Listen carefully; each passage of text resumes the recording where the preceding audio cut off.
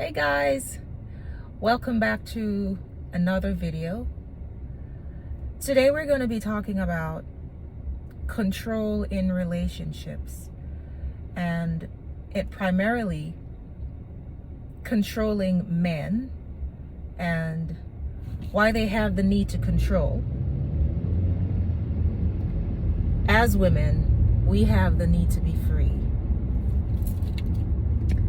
Now, I received an email from a subscriber. The channel has just started, but I somehow have already started to get emails. Now, for those of you who are wondering, you can actually send, if you have any questions, personal concerns, questions, anything that, you'd like for us to talk about, discuss, or share, you can send those to woman, WOMAN, SOS at gmail.com. That's woman, SOS at gmail.com.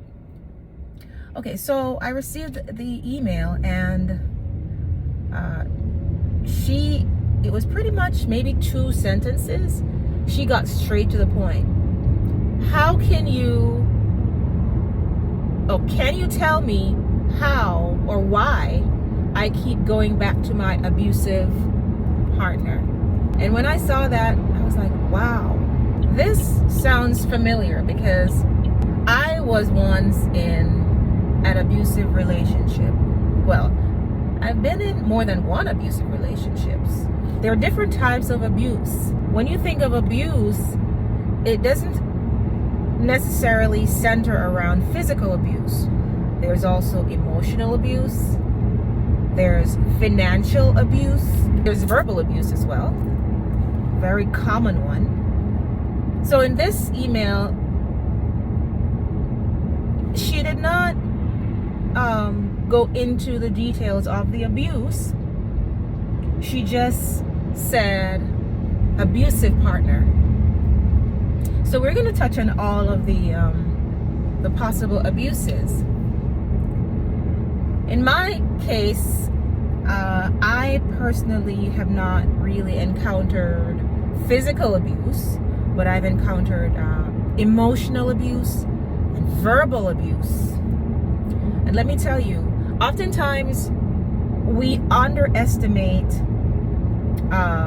the impact of emotional abuse. And I can tell you from my experience, that thing can drive you literally insane. I am divorced, and when I was with my ex-husband, I wasn't working. Well, when we just met, I was working.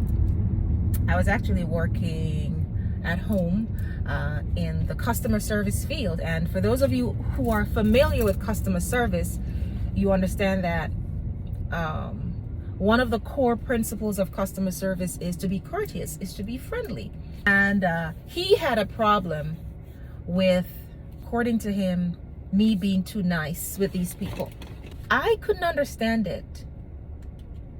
I like to consider myself as a nice person in general, even if I'm not in the role of customer service. I believe customer service is, or should be, a natural thing. It's just a way of being courteous. You know what I mean? Exercising active listening. If you're in any relationship at all, I believe there are certain things you want to do. Effective communication. The appropriate tone that you use when you're speaking. And at first, when he told me that he doesn't want me doing that job because I'm too nice and he doesn't like the way I'm talking to these people, I thought he was joking. But then I realized that this man was serious. He started to go off. He started to get belligerent and demanded that I quit the job. And of course, at that time, I was so under the spell of whatever I was under, I eventually quit the job. Now, sometime after that, I got pregnant and I wasn't working. He was the only one working. I was home alone. And his treatment, the abuse got so bad that I literally felt like I was going insane. Everything inside the house started to seem white in appearance. The walls, the furniture, the appliances. It's as if I was literally losing my mind. And I was pregnant at the time. He would be at work. First of all, he installed cameras in the home. Cameras that he could tap into when he was at work to see what's going on. Now, at first I was like, of course, I mean, there's nothing wrong with that from a security perspective. Initially, I thought that that is exactly what he was doing, or that's the reason he was doing that.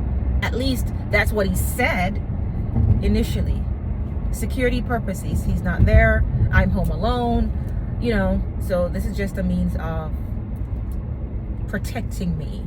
Turns out he started to use those cameras as a weapon, undeservingly. He started to come up with the stories, like, you know, some of the things he would say.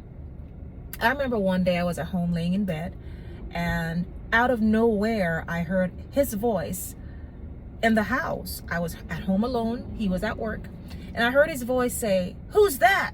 And his voice was coming from the camera. Now, at the time, I didn't know that the camera had the capability of, it's kind of like a two-way intercom. So you're able to speak back and forth on the camera. So whoever's looking in from the outside is able to speak to whoever is where the camera is. I didn't know that. So I was shocked when I heard his voice say, "Who's that?" in a very angry tone. And then he called my phone. He called me and he said that he just saw a man in the house. And I was like, what are you talking about? And then he called me on video, and I guess he was now convinced that I was home alone and he was seeing things, or maybe just making stuff up. I don't know. Right? He would do things like, there was one instance where he placed aluminum foil on the windows. And his theory is that it would keep the inside cool. It was in the summertime, so that aluminum foil will keep the air in, and it would make inside cooler. Came to find out later on, he admitted that he did that as a means of me not being able to look outside, because he figures that there's some man coming to the window that I'm talking to, I'm having conversations with when he's at home with the cameras there, right? He gave me no money. If I wanted something, he would have to be the one to buy it. Or even if he gave me the money, he wanted to know specifically what the cost is, and that would be the exact amount of money that he gave me. If I had to go to the store, he wants us to go together. If I should go out while he's at work, it would be a big hell. Okay? Now, why was he doing all of this? In my mind, he had a fear of, I don't know, losing me, me leaving him, me cheating on him. That's what I'm thinking. He never really explained to me why he did all of that. But during all of this time, I felt as if I was suffocating. I was in hell. It got to the point where I had to seek out for help. I used my cell phone, went on Google, and found this agency. I believe it was a government agency that helps women that are depressed or in need. And I was assigned a counselor, and you know, they had a counselor come to the house. That also was another issue. Fast forward, I had my daughter, and I had to leave the house when my daughter was 6 months old to an undisclosed location because of the threats he was making to me about me leaving the house or leaving him when he was treating me the way in which he was treating me. Now, I'm saying all of this to say that young lady asked the question, why does she keep going back to her abusive ex? And I would say you keep going back to your abusive ex because you are not at the point where you are just totally fed up. You are not at that point where you are over it. You're done. You just can't do it anymore. I will also add that you may not want to wait until it gets to that point, because people snap and people do things that they end up regretting. You know, they do things in the moment that they end up regretting. Now, you asking the question why you keep going back to your abusive ex suggests to me that you do not want to go back to your abusive ex or your abusive partner. It would be good if he turns out to be an ex, right? So here's what I would suggest if it is that you would like to break the cycle of going back to your abusive partner. First of all, first thing you need to do, well, you didn't say if you have kids or not, because that kind of changes the dynamic just a little bit. It could. But whether or not you do have kids with this man, if you want to break this cycle, you first need to sit with yourself and try to figure out what it is that you want for your life. It may be a situation where you have gotten immune to the treatment. You have gotten so used to the treatment. You know, there is what is called a trauma bond. So you feel that for some reason you're not able to go on or live without this dude. And I'm here to tell you that that's false. So take a moment, sit with yourself, try to find out exactly what it is that you want for your life. If children are involved, that is even more reason. One of the reasons why I decided that I had had enough with my ex-husband was my daughter. When I saw that little face, when I looked at her and I look at the situation that I was in at the time, I was like, there's no way that I'm going to sit. There's no way I'm going to sit in this situation and have my daughter grow up thinking that this is the norm. Absolutely not. In my opinion, when a woman has a child, in my experience, when a woman has a child, because this is what happened to me, when a woman has a child, her brain changes. It assumes this protective mode. Have you ever noticed female animals in the wild and how protective they are of their young ones? I personally experienced that. Anyways, take a moment to go within yourself. Take a moment to figure out exactly what it is you want for yourself. That's the first step. If you really want to leave, you may want to seek help. Go to Google, search for women in distress centers in your area. There is help available. Include your family and friends. A lot of times, this is something that my ex-husband did as well. He wanted to separate me from my family. That is one of the prime characteristics of control, to eliminate and eradicate your support system so they have the full control of you and your life.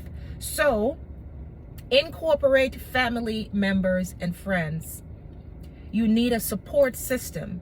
So if you ever feel like, you know, you are in danger, or you want to go back, or you want to give him a chance, whatever the case may be, you could share it with your support system. And oftentimes they will be the one to say, girl, get it together. No, what are you doing? Remember he did this. Remember he did that. Is this what you want for your life? They have a way of giving you a reality check, right? You need to love yourself, right?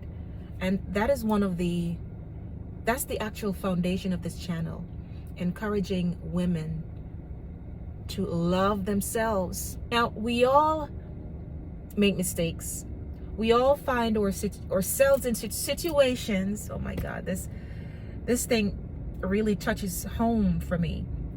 We all have found ourselves in situations that we're not really proud about, but the good thing is there is always hope. There's always a way out. And I'm here, if you need support in whatever way I can. If you have any questions, you can always send it to the email. And if anyone else has, any suggestions, you can always put it in the comments. Again, that email is that's the channel.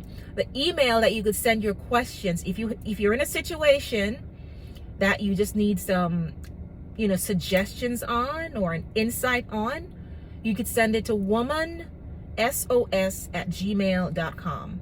Woman, WOMANSOS@gmail.com. I encourage you ladies to love yourselves, value yourselves, right? You treat people how to treat you by how you treat yourself, okay? So take care of yourselves, ladies. Until next time, this is Marcy, wishing you love and light.